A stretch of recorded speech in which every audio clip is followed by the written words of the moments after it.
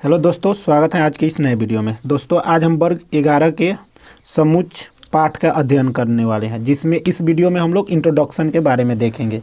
सबसे पहले हम जानते हैं क्या कि समुच्चय है क्या और इसका खोज किसने किया है। ठीक है, तो यहाँ पे देखिए इंट्रोडक्शन में हम पहले से ही लिख दिए हैं। वर्तमान समय में गणित के अध्ययन में समुच्चय की परिकल्पना आधार बहुत क्या है ज़रूरत है। आजकल इस परिकल्पना का प्रयोग गणित के प्रायः सभी शाखाओं में होता है।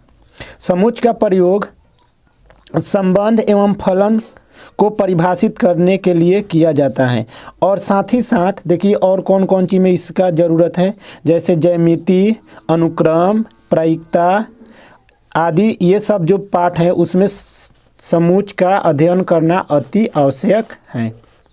ठीक है, अब इसका खोज किसने किया था? तो समुच्चय का सिद्धांत का विकास जर्मन गणितज्ञ जॉर्ग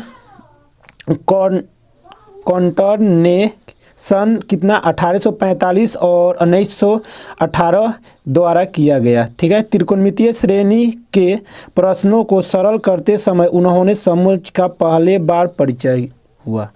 जो ये क्या थे, ये वैज्ञानिक थे जर्मन के। उन्होंने सबसे पहले जो समुच्चय का अध्ययन किया वो कहाँ से किया? त्रिकोणमिति का कोई भी वो क्वेश्चन सॉल्व कर रहे थे, उसमें उनको सबसे पहले किसका को कौन चीज़ दिखाई दिया? तो वो दिखाई दिया उनको समुच्चय दिखाई दिया। वहीं से उन्होंने क्या किया? समुच्चय का खोज किया। अब अगला जो हमारा इति है कि समुच्चय और उनका रूपांतर। समुच्चय कैसा होगा और उसका रूपांतर क्या होगा? तो समुच्चय में सबसे पहले देखिए, जैसे हम लोग दैनिक जीवन में कुछ चीज़ यूज करते हैं, समुच्चय के कुछ हम लोग दैनिक जीवन में क्या उपयोग करते हैं, वो क्या क्या है? दैनिक जीवन और कुछ गणितीय जीवन में भी होता है। ये सब हम लोग को पढ़ना है। तो दैनिक जीवन में हम लोग क्या इस्तेमाल करते हैं? दैनिक जीवन में जैसे ताश का पत्ता हो गया, ठीक है, ताश की गड्डी, ये सब कहाँ आता है? दैनिक जीवन में आता है। या फिर व्यक्तियों का भीड़ हो गया, व्यक्तियों का भीड़ मतलब ढेर सारा व्यक्ति हैं तो वो क्या है? समुच्चय है, व्यक्तियों की भीड़। उसके बाद में हम क्रिकेट टीम भी ले सकते हैं। क्या है? तो टीम जो बनता है एक खिलाड़ी से नहीं बनता है, तो क्रिकेट टीम होगा। या फिर आर्मी ले सकते हैं। आर्मी में बहुत सारे सेनाओं की संख्या आती है, जहाँ को हम लोग क्या बोलते हैं? आर्मी बोलते हैं। और देखिए यहाँ पे लेते हैं कौन सी? गणित में। तो गणित में हमारा आ जाएगा कौन सी? प्राकृत संख्या का समुच्चय। क्या आ जाएगा? प्राकृत संख्या का समुच्चय। ठीक है, अब देखते हैं उसके बाद में हमारे पास आ जाएगा अब बिंदुओं का समुच्चय। बिंदुओं का समुच्चय। फिर आ जाएगा अभाज्य संख्याओं का समुच्चय। अभाज्य संख्याओं का समुच्चय। ये सब जो है काम में आएगा गणित के रूप में आएगा। या फिर आ जाएगा हम लोग के पास विषम संख्याओं का समुच्चय। विषम संख्याओं का समुच्चय। ये सब हुआ गणितीय समुच्चय। और ये हुआ कौन सी? ये हुआ दैनिक जीवन समुच्चय।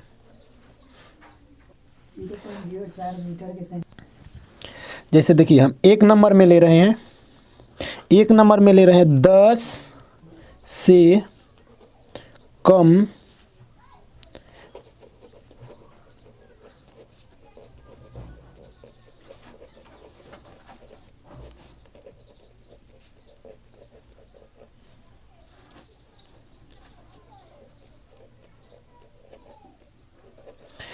क्या है? 10 से कम विषम संख्याओं का समुच्चय।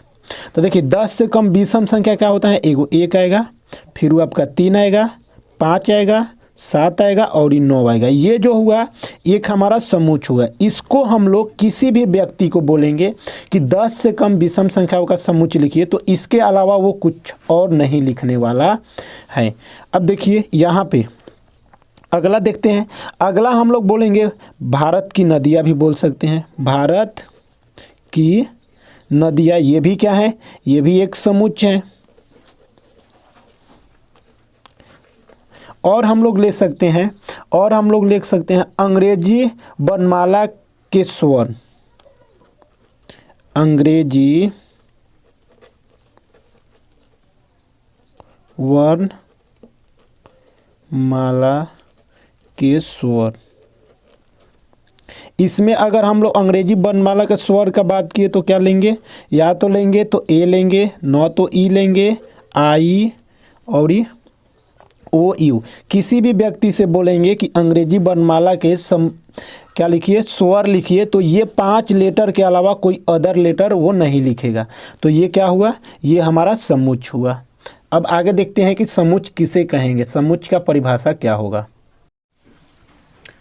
समुच्चय किसे कहेंगे, तो समुच्चय बोलेंगे वस्तुओं के सुपरिभाषित संग्रह को हम समुच्चय कहते हैं। अब देखिए एक शब्द है सुपरिभाषित, वस्तुओं के सुपरिभाषित संग्रह को हम क्या कहते हैं, समुच्चय कहते हैं। अब सुपरिभाषित का मतलब क्या होता है, देखिए सुपरिभाषित का मतलब होता है कि ये किसी भी व्यक्ति को कहा जाए, कोई भी देश का व्यक्ति हो, कहीं का व्यक्ति हो, उसके लिए समान लागू हो, उसी को हम लोग क्या बोलते हैं, सुपरिभाषित बोलते हैं। किसी भी व्यक्ति को बोले और उसके लिए वो समान लागू हो तो वो क्या होता है, सुपरिभाषित होता है। ठीक है। अब देखिए यहाँ पे कौन कौन, जैसे हम लोग सभी जानते हैं कि अगर n बोले तो n किसको बताता है, n बताता है प्रकृत संख्याओं का समुच्चय बताता है। n क्या है,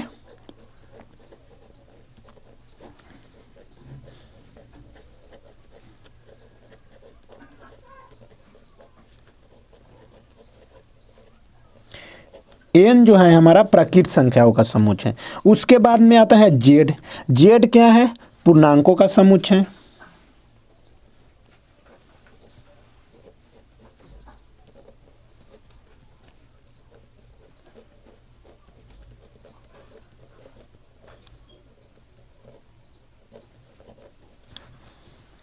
उसके बाद हम लोग क्या आता है q।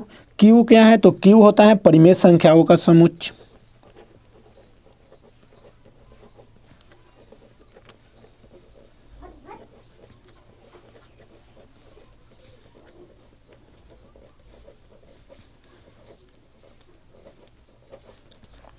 इसके बाद में हम लोग का आएगा r। r क्या है, r है वास्तविक संख्याओं का समुच्चय।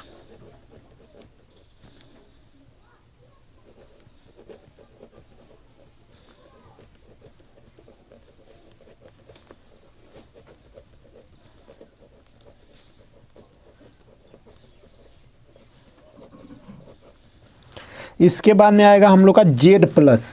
क्या आएगा, z प्लस। z प्लस क्या है, तो z प्लस हमारा है धन पूर्णांकों का समुच्चय। धन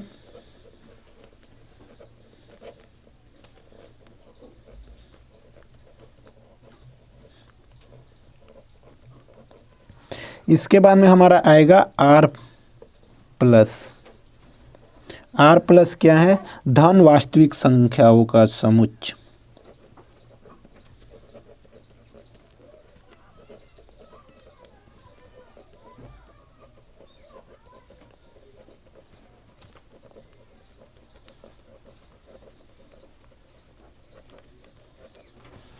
अब देखिए कुछ समुच्चय लिखने का नियम है। समुच्चय लिखने का क्या नियम है, तो देखिए यहाँ पे हम लिखते हैं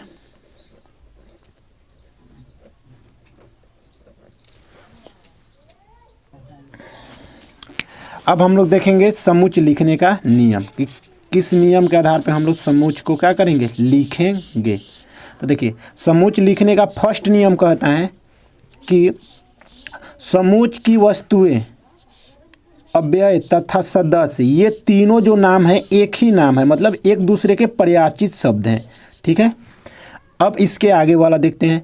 आगे वाला 2 नंबर पॉइंट है आपका, समूच को हमेशा अंग्रेजी वर्णमाला के बड़े अक्षरों से निरूपित किया जाता है, मतलब लिखा जाता है। अगर कहीं भी हम लोग समूच लिखेंगे तो हम उसको कैसे लिखेंगे, या तो कैपिटल ए लिखेंगे, न तो कैपिटल बी लिखेंगे, न तो सी, न तो एक्स, न तो वाई, मतलब कैपिटल ए लिखेंगे, स्मॉल एक भी नहीं लिखेंगे। अब देखिए 3 नंबर देखते हैं। 3 नंबर पॉइंट इसका ये कह रहा है कि कहता है कि समूच के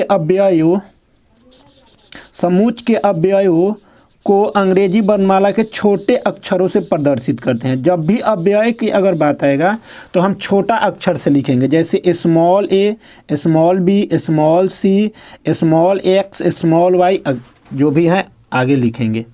अब देखिए, अब कह रहे हैं यहाँ पे अगर कोई अव्यय, छोटा ए क्या है, अव्यय है, ठीक है, 12 ए क्या है, समूच है। अगर कोई अव्यय कह रहा है कि ए में है तो इसका मतलब क्या हुआ कि ये समूच ए में है, और इसको हम लोग पढ़ते हैं एप्सिलॉन। क्या पढ़ते हैं, एप्सिलॉन,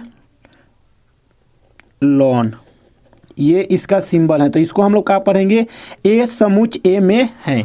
अगर कहेगा नॉट एप्सिलॉन तो इसको हम लोग क्या करेंगे, कहेंगे कि ए समूच ए में नहीं है, ये हुआ हमारा, ठीक है, और इसको हम लोग पढ़ते हैं एप्सिलॉन। अब देखते हैं अगला पॉइंट। अगला पॉइंट आपका है, कह रहे हैं समूच के किसी भी अव्यय को 2 बार नहीं लिखा जाता है।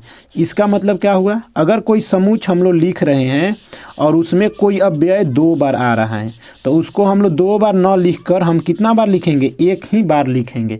जैसे मान लीजिए हमारे पास स्कूल एगो कोनो शब्द है, स्कूल एक शब्द है, इसमें ओ कितना बार आ रहा है, 2 बार आ रहे हैं। तो जब भी हम इसको रोस्टर रूप में लिखेंगे तो उसको हम लिखेंगे S comma C comma H comma double O, sorry एक ओ लिखेंगे, डबल ओ यहाँ पे नहीं लिखेंगे, और इसको हम लोग किस में लिखेंगे, मध्य ब्रैकेट में लिखेंगे। तो ये हमारा क्या हुआ, किसी भी अव्यय को 2 बार नहीं लिखना है, समूच ये कहता है, ठीक है। अब अगला पॉइंट देखते हैं। अब हम देखेंगे समूच लिखने के कितने तरीके होते हैं। तो सबसे पहले समूच लिखने का 2 तरीका होता है। एक है आपका रोस्टर या सारणीबद्ध रूप में लिखने का तरीका, ठीक है, और दूसरा है समूच निर्माता रूप में लिखने का। 2 तरह से हम लोग समूच को लिख सकते हैं, एक रोस्टर या सारणीबद्ध रूप में और दूसरा किसमें, समूच निर्माता रूप में। अब रोस्टर रूप में लिखने का कुछ तरीका होता है, ठीक है।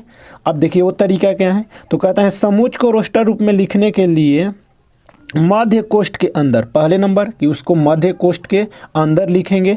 अव्ययों को अलग अलग पृथक करने के लिए अर्धविराम, अर्धविराम का मतलब होता है कोमा, कोमा का प्रयोग किया जाता है, ठीक है।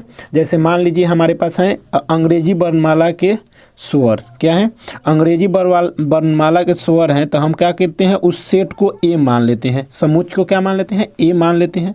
अब ए बराबर पता है आपका क्या होगा, मिडिल ब्रैकेट देंगे और ए ई आई ओ यू, ये जो हम लिखे ये क्या हुआ, एक समूच हुआ, और इस रूप को हम लोग क्या रूप कहते हैं, रोस्टर रूप का ये समूच हुआ। कौन सा रूप का हुआ समूच, रोस्टर रूप के। अब देखिए इसी को अगर समूच निर्माता रूप में लिखना होगा तो क्या लिखेंगे, समूच ए बराबर ऐसे देंगे एक्स और फिर कौन सी एक्स,